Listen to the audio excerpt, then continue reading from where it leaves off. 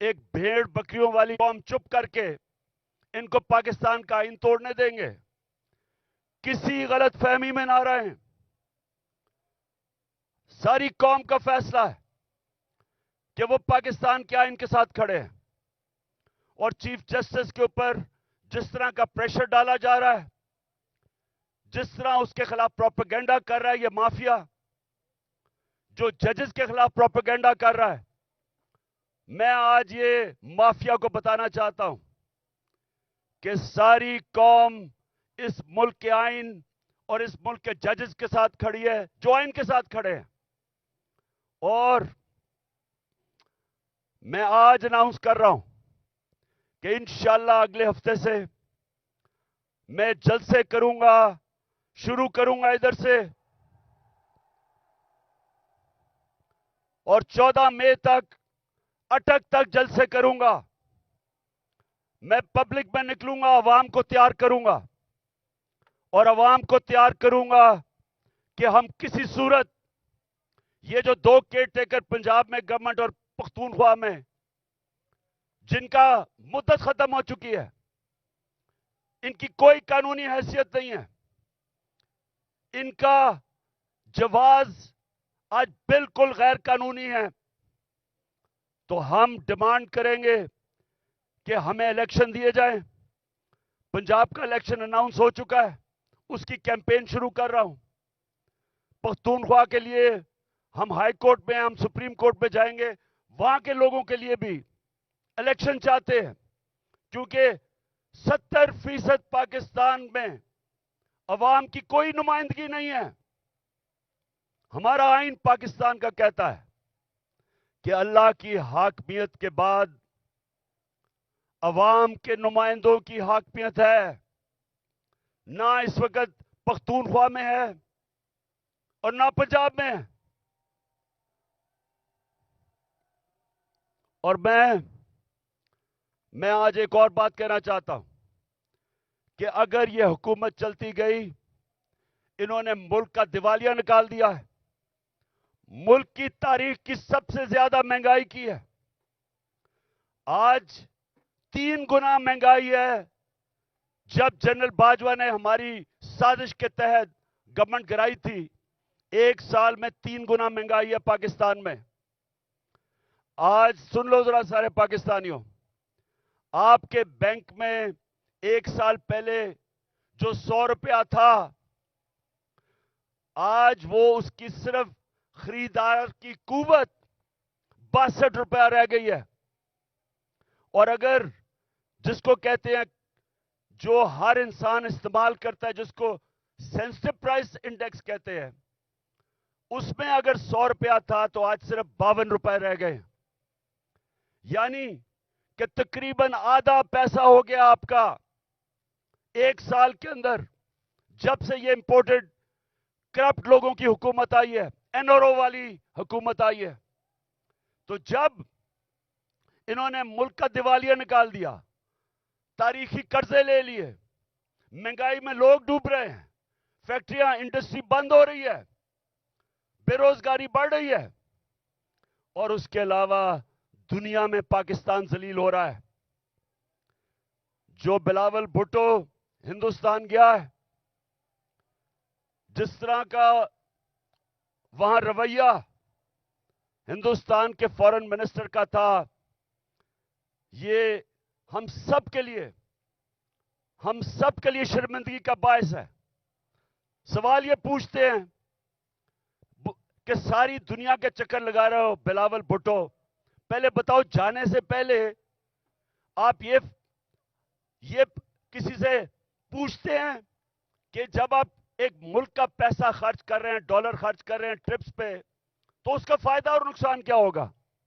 کیا فائدہ ہوا آپ کو ہندوستان میں جا کے جس طرح کا اس نے زبان استعمال کی ہے؟ اور میں آج ہندوستان کے فارن منسٹر کو بھی کہنا چاہتا ہوں کہ کیا آپ میں کوئی تہذیب نہیں؟ کیا آپ میں کوئی ایٹیکیٹ نہیں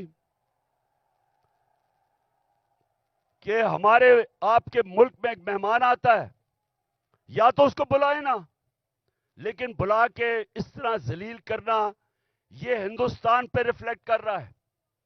یہ آپ کا جو تکبر ہے، میں نے یہ جو تکبر آپ پہ دیکھ رہا ہوں، یہ یاد رکھے کہ اللہ کا قانون ہے کہ جو طاقتور ہے وہ ہمیشہ طاقتور نہیں رہتا، اور جو کمزور ہے وہ کمزور بھی ہر وقت نہیں رہتا. انشاءاللہ ہمارا ملک اٹھے گا اور قانون کی حکمرانی کے اوپر ہم کھڑا کریں گے، رول آف لا پہ اس قوم کو کھڑا کریں گے اور انشاءاللہ ایک عظیم ملک بنائیں گے. لیکن اس سے پہلے ملک میں الیکشن کی ضرورت ہے. اس ملک میں الیکشن ہو، عوام کے نمائندے اوپر آئیں. یہ جو گھس بیٹھی ہے سازش کے تحت، پیسے چوری کے پیسے سے لوگوں کو خرید کے، اور یہ جو اوپر آ کے بیٹھے ہیں، یہ جب تک ہے ملک نیچے جاتا رہے گا. یہ جو جنرل باجوہ نے تحفہ دیا ملک کو، جو اس ملک کو تباہی، جو جنرل باجوہ نے ملک سے کیا ہے، کوئی دشمن بھی نہیں کر سکتا تھا. کوئی دشمن ایک سال میں پاکستان کو وہ نقصان نہیں پہنچا سکتا تھا جو جنرل باجوہ پہنچا کے گیا. اور یہ جو شہباز شریف ہے، میں سے سوال پوچھتا ہوں کہ تم برطانیہ کیا کر رہے ہو؟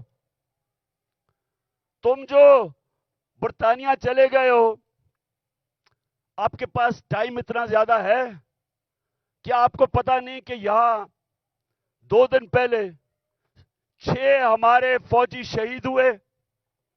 7 پارا چنار میں ٹیچر کو انہوں نے گولیاں ماری.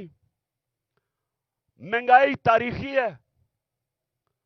ان حالات کے اندر تم کیسے ملک چھوڑ کے وہاں چلے گئے؟ کیونکہ پیسہ تمہارا باہر پڑا ہے، بھائی تمہارا مفرور باہر بیٹھا ہوا ہے، بزنسز آپ کی باہر ہیں، بچے آپ کے باہر ہیں. آپ کی بزنسز، بچے، آپ کے علاج، سب کچھ ملک سے باہر ہے. تو ملک صرف پیسہ بنانے کے لیے آتے ہیں.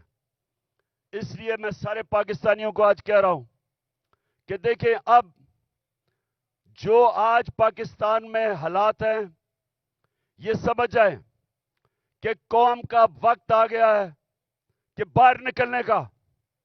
میں نکل رہا ہوں، جان کو خطرہ ہے. 2 دفعہ میرے اوپر قاتلانہ حملے مارنے کی کوشش کی گئی.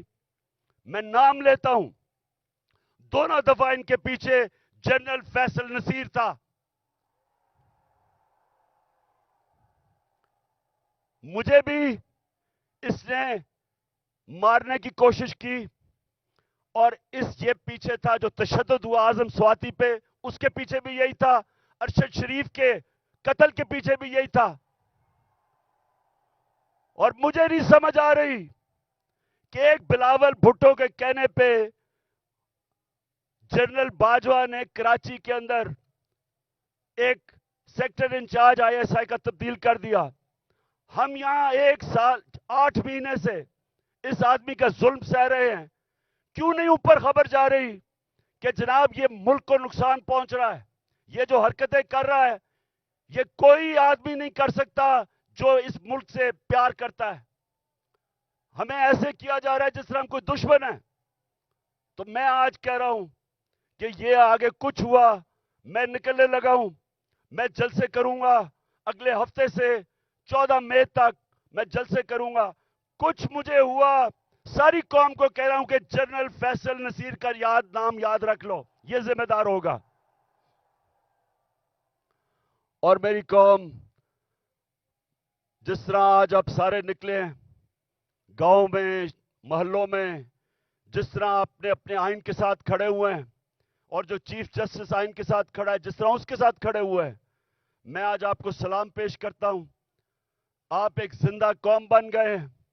یہ یاد رکھیں گے، جب ایک قوم کا آئین گیا، اس کا مطلب اس کا قانون گیا، اس کا مطلب اس کا انصاف کا نظام گیا، اس کا مطلب کہ رول آف لا گیا، اور اس کا سب سے بڑا مطلب کہ اس قوم کی آزادی گئی. وہ قوم غلام بن گئی. وہ قوم جنگل کے قانون میں طاقت کی حکمرانی کی وجہ سے طاقتور کی غلامی کرتی ہے. تو یہ ہماری یہ سیاست نہیں ہو رہی. آزادی کے لیے سیاست نہیں کرتا. آزادی کے لیے جہاد ہوتی ہے. یہ ہم جہاد لڑ رہے ہیں. ہم اپنے ملک کو آزاد کرنے کے لیے, قانون کی حکمرانی قائم کرنے کے لیے ہم سب جہاد لڑ رہے ہیں. اور آپ نے اب میرے ساتھ چل رہے ہیں. میں اب نکلنے لگا ہوں, اور انشاءاللہ ہم تب تک سانس نہیں لیں گے جب تک الیکشن کروا کے اس ملک کو ہم آزاد نہیں کرتے. پاکستان زندہ باد.